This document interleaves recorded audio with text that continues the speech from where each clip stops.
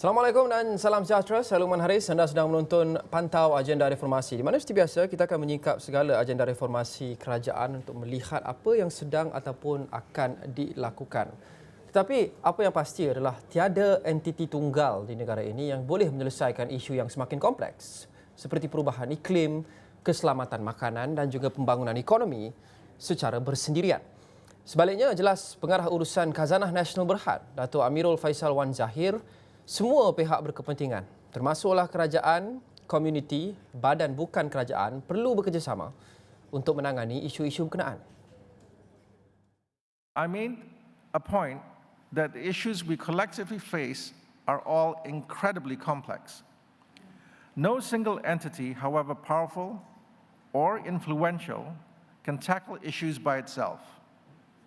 It requires engaging a whole host of stakeholders, a bargain of sorts, be it local communities, government, or NGOs. Just imagine trying to tackle something like climate change, or food security, or economic development, but only with, say, just public policy, or just invested capital. It's just not possible. Jelas Amirul Faisal, kerjasama semua pihak serta kesaling hubungan politik dan ekonomi di negara ini dapat membentuk satu pasukan yang kuat dalam menangani isu-isu melanda negara.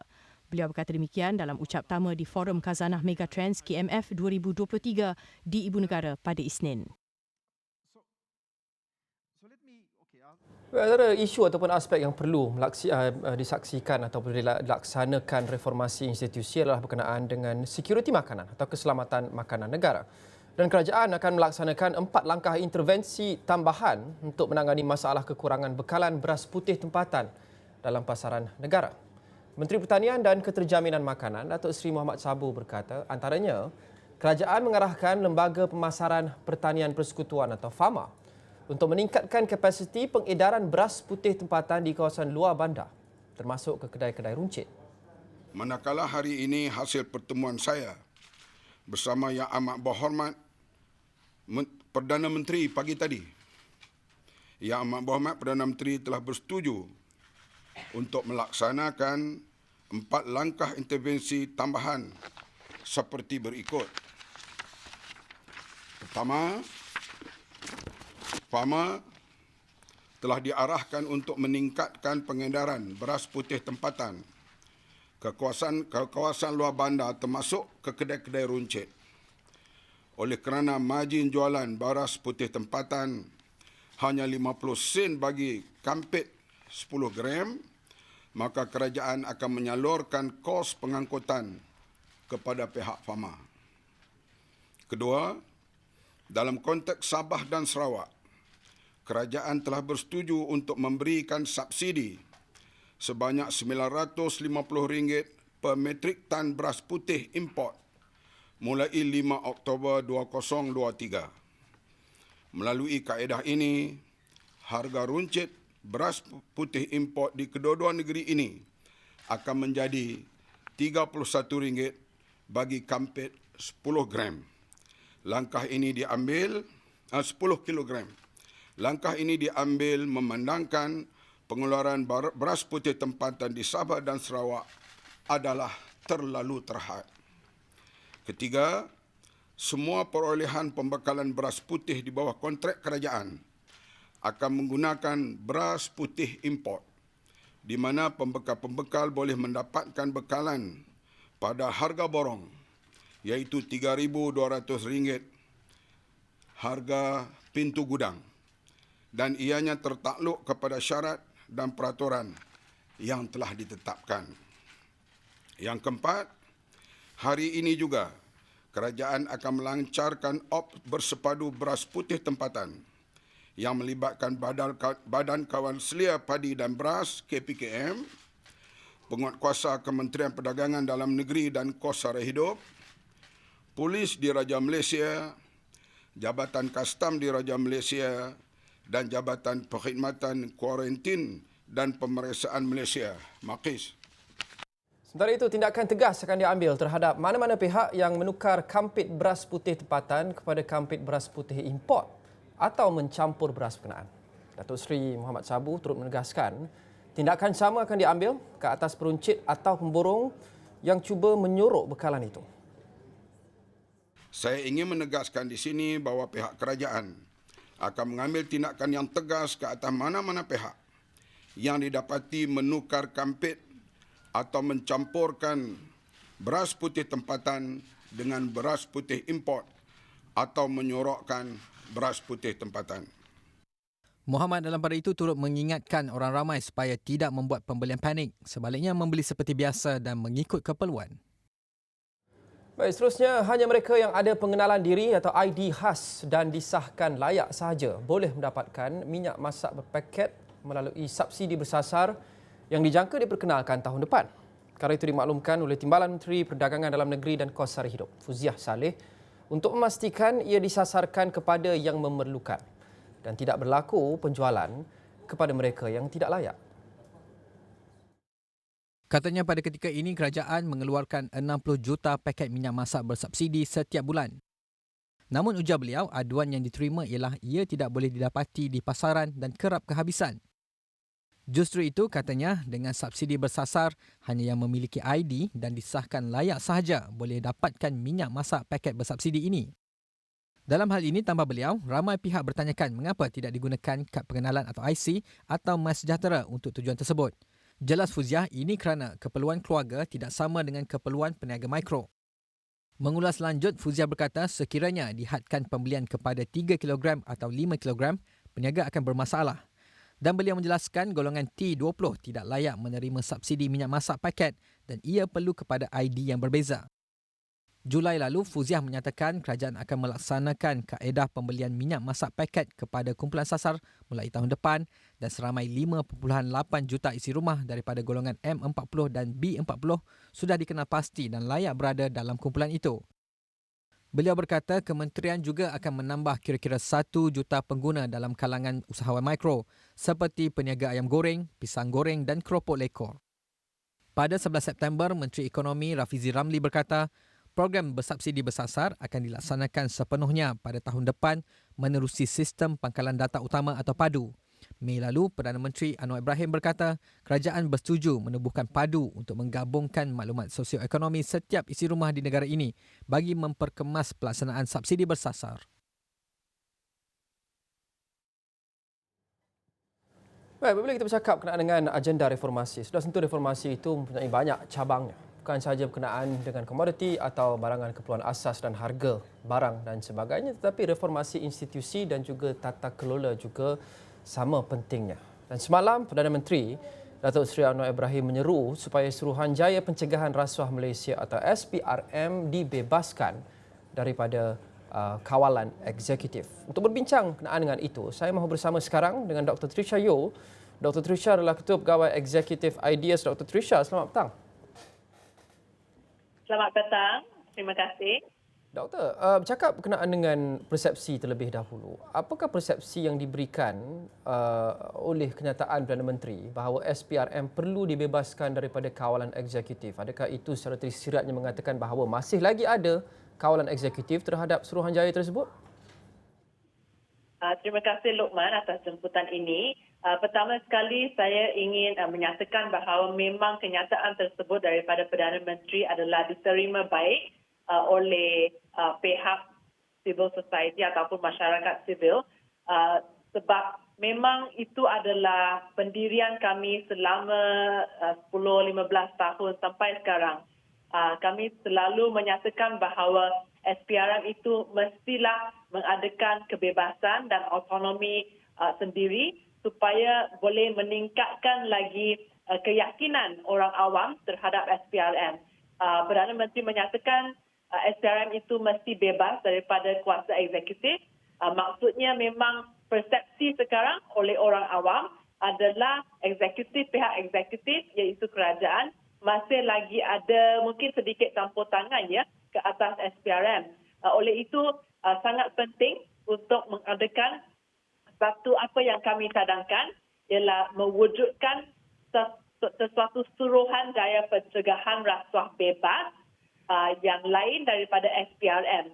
Jadi kajian telah menunjukkan bahawa Suruhanjaya Anti Rasuah yang mempunyai autonomi yang lebih luas secara amnya lebih berjaya dalam usaha memerangi rasuah. Apa antara low-hanging fruits ataupun langkah yang mungkin boleh diambil dalam jangka masa pendek untuk menjayakan matlamat ini, Dr. Trisha? Kerana kita faham bahawa ini adalah salah satu lagi inisiatif yang memerlukan reformasi institusi, penstrukturan semula dan ia agak sistemik dan ia mungkin mengambil masa. Apa yang boleh dilakukan dalam masa terdekat ini untuk sekurang-kurangnya menyediakan landasan untuk kita menjayakan perkara ini 100%? Okey, dalam jangka masa pendek, mungkin kita boleh menggunakan Parliamentary Select Committee ataupun jawatan kuasa khas Parlimen yang ditubuhkan di mana kuasa yang diberi kepada jawatan kuasa pilihan khas ini atas good governance ataupun tata kelola yang baik boleh digunakan untuk menerima laporan daripada SPRM dan perkara itu boleh dibahaskan pada peringkat jawatan kuasa pilihan khas Parlimen tersebut dan juga laporan tersebut boleh dibahaskan pada tahap Parlimen, iaitu Parlimen juga diberi kuasa untuk membuat pantauan terhadap SPRM dan bukan sahaja pihak Perdana Menteri ataupun pihak kerajaan, tetapi saya ingin mengulangi sekali lagi pada jangka masa panjang apa yang memang diperlukan ialah untuk menubuhkan satu suruhanjaya berperlembagaan iaitu Constitutional Commission maksudnya ia akan dimasukkan ke dalam perlembagaan persekutuan di mana suruhanjaya SPRM itu ditukar ataupun namanya diberi sebagai Suruhanjaya Pencegahan Rasuah Bebas. Dalam bahasa Inggeris ialah Independent Anti-Corruption Commission. Perbezaan di antara Suruhanjaya Pencegahan Rasuah Bebas ini dengan SPRM ialah memang pertama dia akan di luar kawalan eksekutif dan kedua dia mempunyai kuasa untuk hire dan fire sendiri, maksudnya staffing iaitu employees di bawah Suruhanjaya ini tidak bergantung kepada Suruhanjaya the Service Commission, the Public Service Commission. Dan ketiga yang penting ialah mereka mempunyai kuasa untuk membuat dasar juga. Mereka akan diberi kuasa untuk menentukan apakah dasar ataupun public policy anti rasuah dan bukan sahaja buat implementasi. Semua ini, Doktor, boleh dilakukan dengan agak cepat, relatively quick, agak cepat. Tetapi kita masih lagi belum melihat bukan sahaja ia dilakukan ataupun diselesaikan tetapi tidak berada pada tahap kemajuan yang mungkin kita mahukan setakat ini. Apa Doktor rasa halangan untuk kita melihat progres seperti mana yang kita harapkan dan kita patut nampak? Pada hakikatnya, halangannya ialah dari segi political will sahaja. Memangnya cabarannya ialah di mana mungkin terdapat banyak prioriti ataupun banyak isu-isu di atas agenda reformasi tersebut yang mungkin tidak diberi prioritinya. Sebenarnya selain daripada SPRM, saya tahu bahawa kerajaan mempunyai banyak lagi isu-isu yang perlu ditangani. So sebagai contoh, sekiranya kita nak menangani isu rasuah, sebenarnya mempunyai banyak lagi pembaharuan seperti pembaharuan undang-undang lain termasuk Akta Perlindungan Pemberi Maklumat, Akta Rahsia Rasmi dan Akta Perlindungan Saksi. Di antaranya ada juga banyak perkara di bawah Plan Anti Rasuah Kebangsaan ataupun National Anti-Corruption Plan yang saya fahami akan dibuat pembaharuan pada hujung tahun ini. Tetapi di antara agenda-agenda ini, SPRM adalah pertama, kedua akta-akta pembaharuan akta-akta yang saya telah sebut, dan ketiga yang amat penting juga adalah Political Financing Act, iaitu akta pendanaan politik. Jadi kesemuanya memangnya adalah penting dari segi menangani isu rasuah di negara kita. Adakah Doktor optimistik ini akan dapat berjaya kita lakukan dalam penggal ini, Doktor? Dalam penggal ini mungkin tidak mungkin, mungkin beberapa pembaharuan undang-undang yang saya sebut tadi, itu adalah harapan kami. Pembaharuan Akta Perlindungan Pemberi Maklumat, Akta Rahsia Rasmi dan Akta Perlindungan Saksi mungkin tidak boleh dicapai pada penggal ini. Tetapi apa yang kami harap ialah dalam sejauh-jauhnya dalam setahun dari sekarang, isu-isu yang saya sebut tadi mesti diberi prioriti dalam penggal ini ataupun penggal yang akan datang. Baik. Dr. Trisha, kita akan berhenti rehat seketika. Kita akan kembali selepas ini bersama dengan Ketua Pegawai Eksekutif Ideas, Dr. Trisha Yoh. Pantau agenda reformasi akan kembali.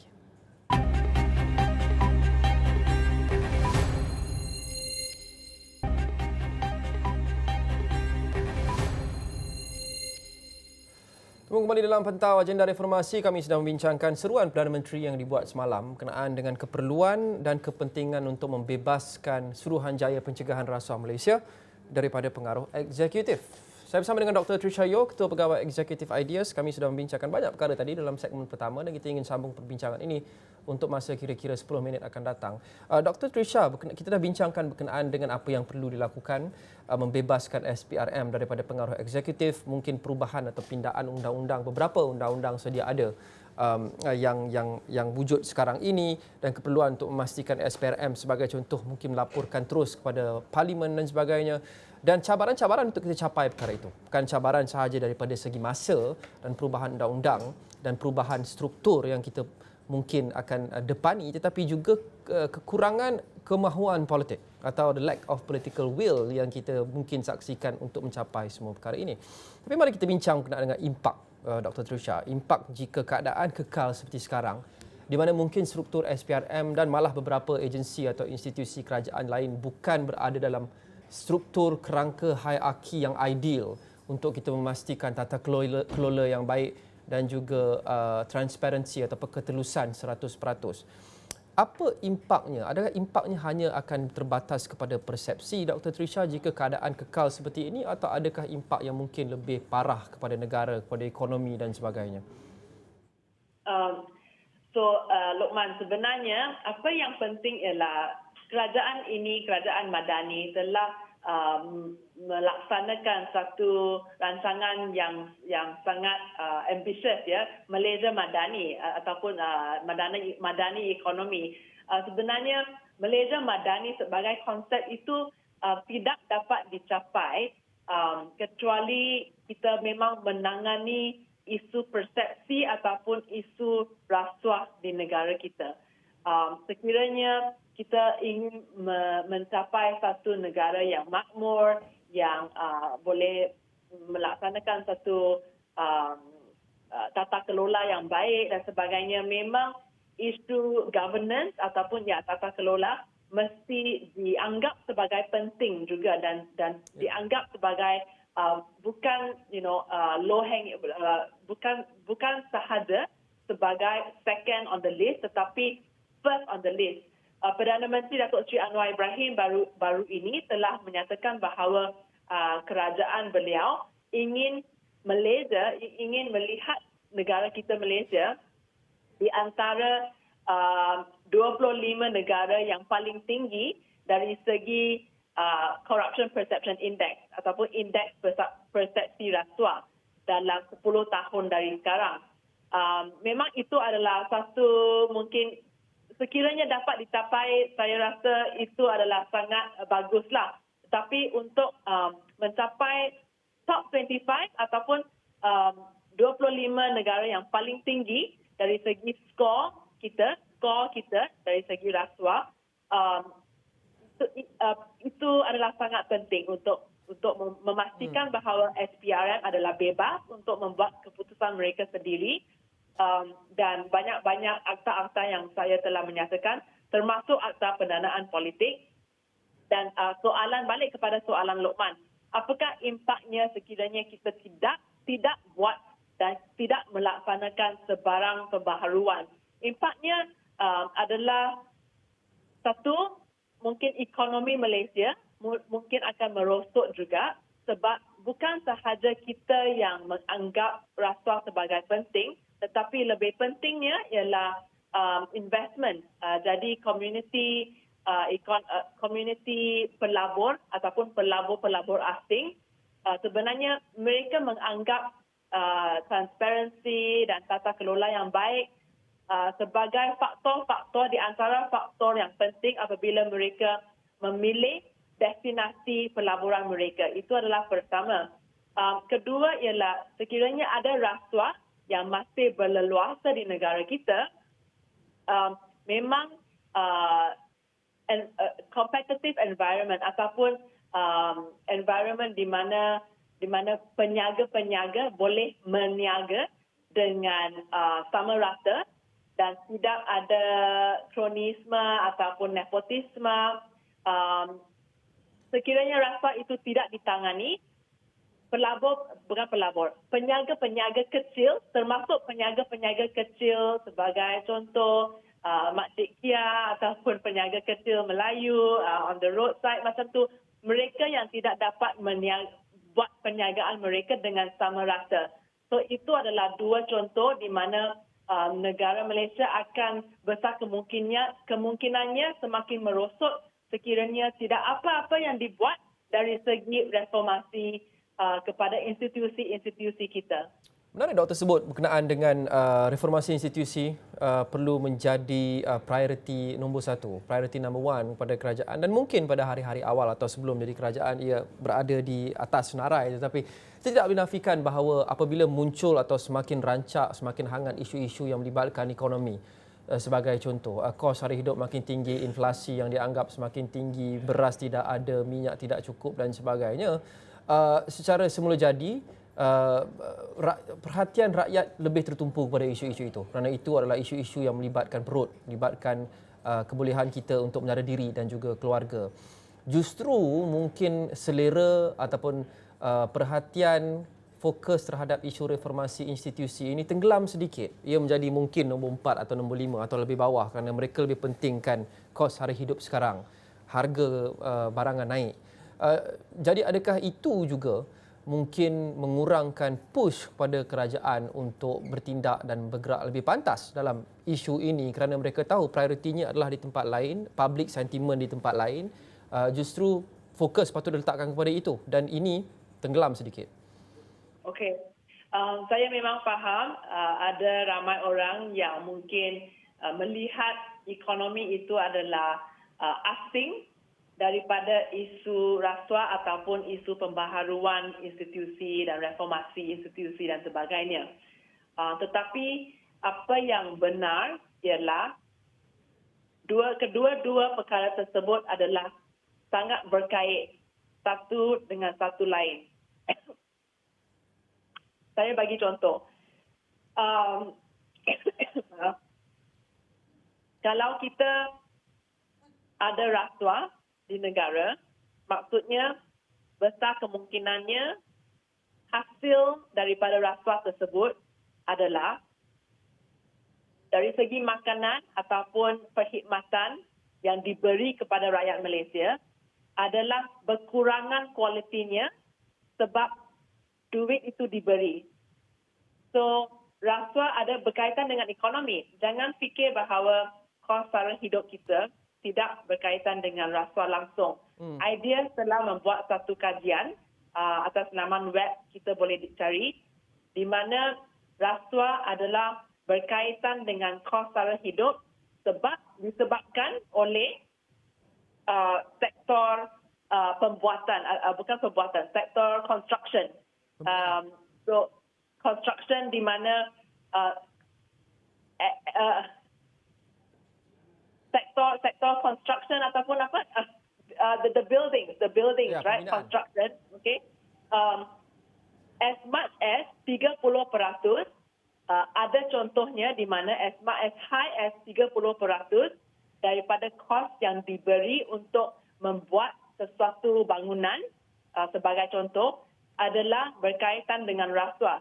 Jadi sekiranya kamu membayar kos sewa untuk rumah ataupun sewa untuk pejabat, itu akan makan ke dalam pendapatan kamu sendiri. Maksudnya kos sara hidup itu adalah berkaitan terus dengan rasuah. Jadi saya nak menekankan bahawa di sebuah ekonomi yang mempunyai persaingan yang baik dan tidak mempunyai kronisme ataupun nepotisme, persaingan tersebut akan menghasilkan sesuatu ekonomi yang paling baik untuk kita sebagai pengguna. Kita sebagai pengguna iaitu end user of product ataupun end user of goods and services, kita sebagai rakyat Malaysia akan kita yang menjadi mangsa sekiranya ada rasuah yang dibayar di antara dua pihak, sebab rasuah itu maksudnya duit itu bukan hilang. Duit itu dimakan oleh orang lain, tetapi siapa yang bayar ialah kita. Ya. Jadi ekonomi itu ada berkaitan dengan rasuah. Itu adalah poin saya. Ketirisan, walaupun mungkin kita tidak nampaknya secara langsung atau merasakannya dalam jangka masa pendek seperti mana ketiadaan atau kenaikan harga barangan keperluan asas seperti beras dan sebagainya, tapi ia juga mempunyai impak yang sama besar, Dr. Trisha. Jadi rakyat perlu juga memainkan peranan dan jangan hilang selera untuk menggesa kerajaan dan menyuruh kepada kerajaan supaya mempercepatkan agenda reformasi yang penting untuk negara. Dr. Trisha, terima kasih. Dr. Trisha adalah Ketua Pegawai Eksekutif Ideas dan terima kasih kepada anda menonton pantau agenda reformasi. Kita jumpa lagi. Assalamualaikum dan salam hormat.